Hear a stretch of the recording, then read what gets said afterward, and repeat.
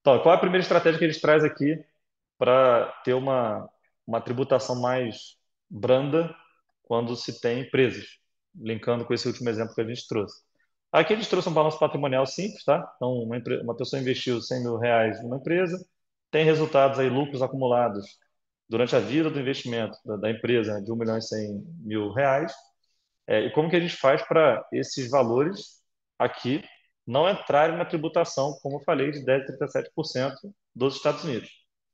Lembra, a gente tem a empresa que já existe e os lucros serão gerados e os lucros que já existem também. Então, se você pega um lucro que já existe, entra fiscalmente nos Estados Unidos e distribui esse lucro, este lucro entra na sua base de imposto.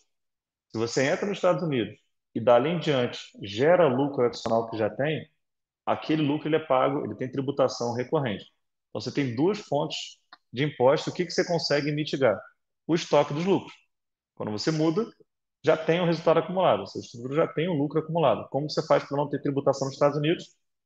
Distribui o dividendo antes de entrar. Muitas vezes você não vai ter o capital inteiro. Então, por exemplo, aqui tem R$ 1.100.000 de lucros e você tem no banco R$ 1.000.000. Distribui R$ 1.000.000 e os 100 mil você faz uma ata de distribuição parcelada.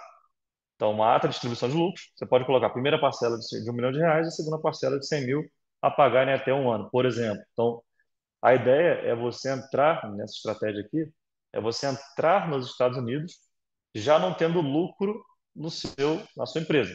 Você tira o lucro e eventualmente torna isso dali um passivo, né? Uma dívida da empresa contigo. A gente consegue zerar a tributação deste valor. Tá? Esse aqui é um movimento que poucas pessoas tomam atenção, mas é muito benéfico, porque de fato os lucros que já existem, você recebe ou em dinheiro ou faz uma ata para pagamento parcelado e tira isso dos resultados acumulados da estrutura. Passa isso para ser passa isso para ser de fato uma dívida dela contigo. Segunda estratégia, tá? Para quem tem imóvel, é muito normal que a gente receba pessoas que tenham imóveis com um valor de custo muito baixo. Então aqui a gente deu um exemplo de um imóvel comprado por R$ 50.000, e como que você faz para ter uma alíquota de tributação nos Estados Unidos mais branda e uma base de tributação menor. Você, antes de entrar fiscalmente nos Estados Unidos, você aporta esse imóvel, abre uma empresa brasileira e aporta esse imóvel numa empresa que pode ser inclusive não brasileira, mas considerando imóvel, seria mais adequado fazer esse movimento. Abre uma empresa brasileira e tira esse imóvel do seu nome pessoal e aporta o nome da empresa.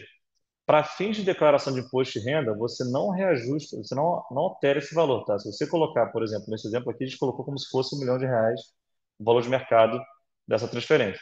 Você não vai fazer esse aumento de base na declaração de imposto de renda do Brasil.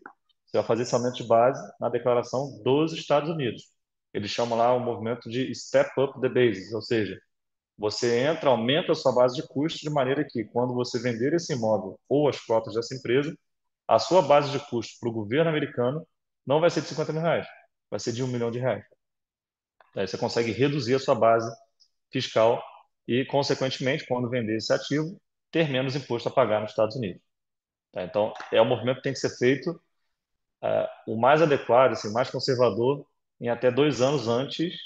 Então, saiu hoje em 2024, o ideal é que tenha sido feito a partir de 2022, em até a diferença de 2 a 1 ano, tá? Então, saiu em 24, que esse movimento tenha sido feito entre meados de 22 e meados de 23, tá? Você tem um espaço ali para dar substância a essa mudança de patrimônio.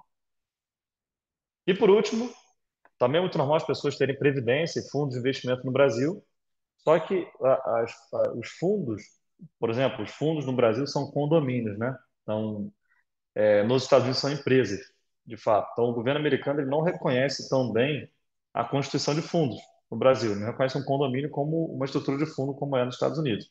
E as previdências também têm uma característica um pouco peculiar para o governo americano. Então, o que que acontece quando você tem ganhos aqui, né? Então, a gente pegou um extrato do cliente, só não mostrou o nome dele, obviamente, tem um saldo que vai sendo atualizado conforme a passagem do tempo e o investimento nesse fundo ou na previdência.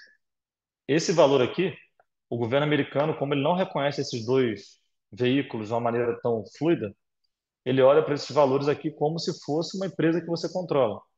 e por conta disso ele te tributa, geralmente na alíquota máxima de 37%, e o Obamacare, que é o Net Investment Interest Trust, de 3,8%. O Obamacare de 3,8% para adicionar ao valor do imposto. Tá? Então, você pode pagar 40,8% de imposto sobre essa previdência. Qual é a estratégia? Resgatar todos os investimentos antes dessa natureza, né, previdências e fundos no Brasil, antes da entrada fiscal nos Estados Unidos.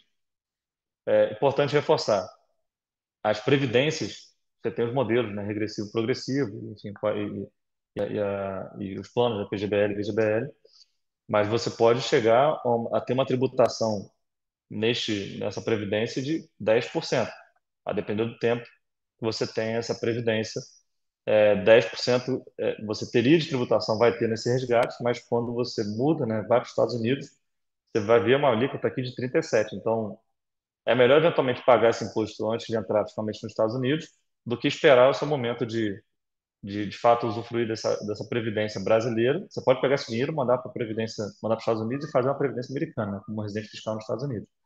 Então, esse a gente acredita que seria um modelo, um movimento mais adequado, tanto pela ótica tributária, como também pela ótica de tratativa fiscal. Você tem algumas complexidades para demonstrar esse patrimônio, complexidades adicionais, né, ao imposto de renda tradicional americano, para demonstrar os fundos e as previdências brasileiras.